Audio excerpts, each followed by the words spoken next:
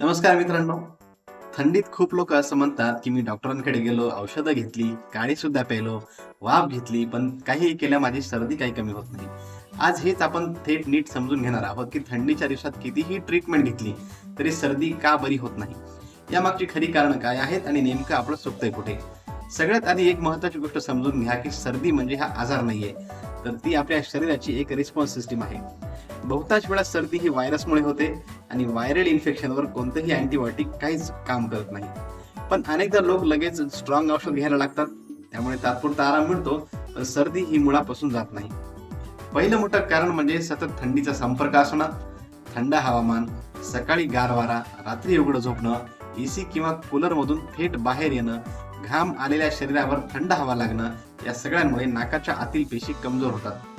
नाकाचं नैसर्गिक संरक्षण कमी झालं की व्हायरस लगेच अटॅक करतो आणि अशा परिस्थितीत कोणतंही औषध चालू असतानाही आणि थंडीचा संपर्क सुरूच असेल तर सर्दी बरी होणं कठीण होतं. दुसरं कारण म्हणजे इम्युनिटी कमी असली की आजकाल खूप लोकांची रोगप्रतिकार शक्ती कमी असते.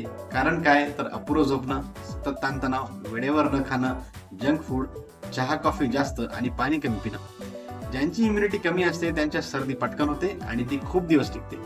अशा वेळी औषध घेतलं तरी शरीराला व्हायरसशी लढण्याची ताकद नसते. तिसरं कारण म्हणजे ॲलर्जी.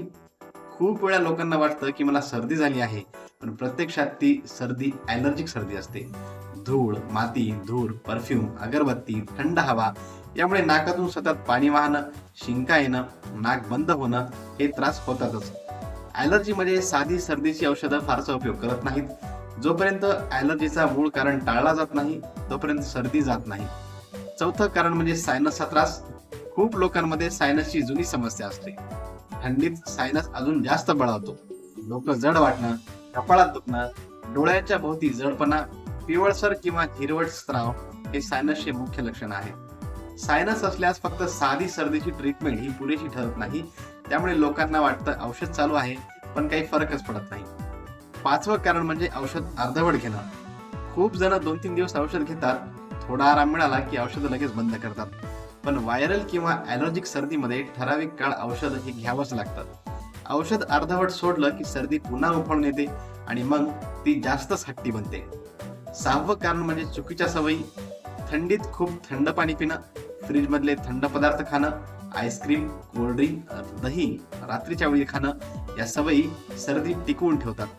तसंच सतत मोबाईल, कमी झोप, रात्री उशिरापर्यंत जागरण यामुळे शरीराची रिकव्हरी होत नाही. सातवं कारण म्हणजे स्वतःहून औषध घेणं. मागच्या वेळेचं एखादं औषध, मित्रानं सांगितलेलं औषध, मेडिकल मधून घेतलेलं औषध अशा अनेक प्रकारे औषधे स्वतःहून घेतल्यामुळे आजार नीट कळतच नाही आणि योग्य निदान नसेल तर योग्य उपचारही होणारच नाहीत. आठवं कारण म्हणजे थंडीमध्ये कमी पाणी पिणं. थंडीत तहान सहसा कमीच लागते, त्यामुळे लोक पाणी कमी पितात. कमी पाणी पिलं की नाकातील स्त्राव घट्ट होतो, कफ साचतो आणि सर्दी जास्त काळ टिकते. आता सगळ्यात महत्वाचा प्रश्न, एवढं सगळं झालं मग करायचं काय? औषधासोबत शरीराला मदत करा. कोमट पाणी प्या, वाफ घ्या, पण अति करू नका. पुरेशी झोप घ्या, थंडीपासून संरक्षण ठेवा. कान, मान आणि छाती झाका. ॲलर्जी असेल तर धूळ आणि धूर दोन्ही पण टाळा. सर्दी 7 ते 10 दिवसापेक्षा जास्त टिकत असेल, डोकं दुखत असेल, ताप येत असेल तर डॉक्टरांचा सल्ला जरूर घ्या. लक्षात ठेवा, सर्दी ही लहान वाटणारी समस्या असली तरी ती दुर्लक्षित केली तर मोठा त्रास देऊ शकते. फक्त औषधावर अवलंबून न राहता कारण ओळखणं आणि सवयी बदलणं हेच खऱ्या अर्थानं सर्दी बरी होण्याचं गमक आहे.